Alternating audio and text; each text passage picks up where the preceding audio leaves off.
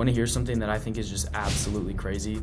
I was able to get my SAT score from a 1460 to a 1570, and within just the past 3 months, I was able to get Kevin, one of my students, a perfect 800 math section. I was able to get Audrey a 1460. I was able to get Govinda a 1430 and Mithili a 1540. And what's even crazier is that none of us are super geniuses. We're all just regular students like you. Now, along the way, I learned a lot about what actually improves an SAT score and what doesn't. And today I hope I can teach you exactly what helps and what's just a waste of time. So if you stick around, I have 3 main principles that will help you study more effectively, study more efficiently, study more productively, so that you can just get the dream SAT score you want and then move on with your life. Now, these 3 principles have to do with actually shifting your mindset regarding certain ideas about studying for the SAT. So just to go through them real quick, the first principle is shifting from quality to quantity. The second shift is from wide to narrow. And the third one is from preparing to prepare to preparing to perform. And some of these aren't as straightforward as you might originally think that they are, so just stick around and I'll explain what each of them means. So the first one, quality to quantity, probably ruffles some feathers because most of your life you've probably thought that quality over quantity is more important. But here's the thing is that with the SAT, that's just not true. There have been studies that have found that there's almost a perfect 1-to-1 correlation between how many practice problems you do and your resulting score on the SAT. So that literally just means that the students who did more practice questions and studied more got a better score in the end. And so if our goal is to get a better score in the end, we should do what the students who get the better score are doing. And so a common issue that I see is that people are trying to find the perfect question or the perfect problem set to test this specific area. And while it's important to make sure that your questions are actually relevant to the SAT, most of the time, if you just do more questions, you're going to do better on the test. And so it's not about trying to find the perfect problem or the perfect source of problems or the perfect problem set or the perfect prep book. Almost all the prep books are the same. They're just a bunch of questions.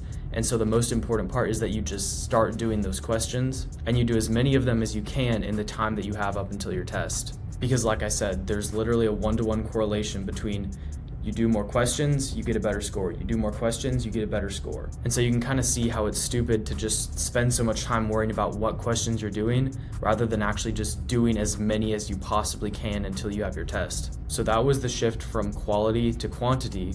And the second shift is going to be from wide to narrow. Now, wide to narrow is just about what you're actually studying. And the key part here is that you're just studying SAT practice problems. And you might be like, well, duh, yeah, all I'm going to study is SAT practice problems. But the thing is that so many people say they're going to study for the SAT, and then what they end up doing is just studying hours of little techniques or tips and tricks on how to save time or move quick or use the Desmos graph or all these little tricks that, yes, it's important to understand how to use the tools that you have, and it's important to know how the test works in general. But once you're past this very basic level of understanding how the test works, usually bang for your buck, it's going to be a lot better to just do practice problems than it is to try to figure out little tricks on how to save time here and there or get a couple more points or whatever. Because the thing is, if you know how to do a problem, then you just do it and then you get the point for it and then you move on.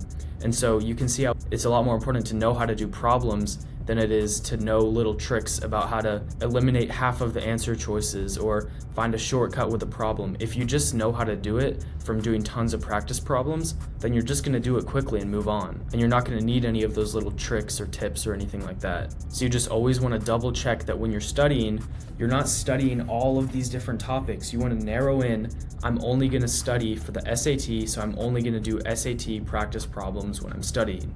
So that's wide to narrow. And then the last shift that I saw had the biggest improvement on student scores is from practicing to practice to practicing to perform. And so practicing to perform means that you're just simulating the conditions and the scenario of a testing situation as much as physically possible, and not just sitting there doing hours of practice problems, but without any of the conditions that you'll actually have when you're taking the test. And when you think about it, this just makes sense because how does a swimmer train? They go swimming. How does a runner train? They just run.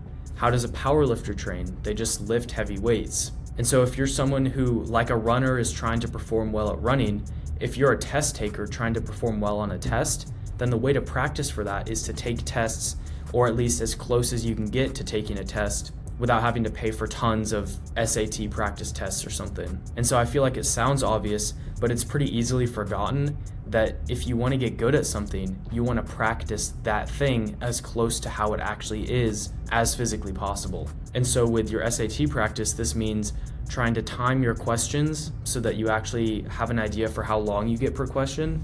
Because if you can get every question right on a 20 problem set, but each problem takes you 5 minutes, then on the real SAT, it doesn't matter how much of that practice you did because you're not going to get 5 minutes per question. Similarly, if you try to give yourself accommodations while you're practicing, but you're not someone who gets accommodations on the actual test, all you're doing is hurting yourself, because all of those practice problems, the only reason that they matter is because they give you a better score in the end on the real test. And so how well you do on these practice problems doesn't matter.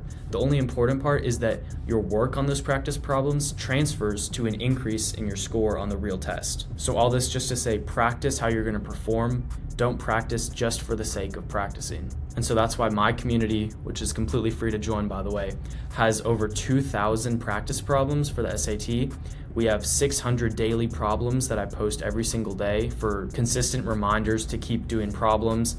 And we also have 6 practice tests that are full length, fully adaptive, so you'll have the most simulated possible SAT experience so that you can practice how you're going to perform. So now that I've taught you everything that you need to know about how to approach studying for the SAT, the next step is obviously for you to study for the SAT.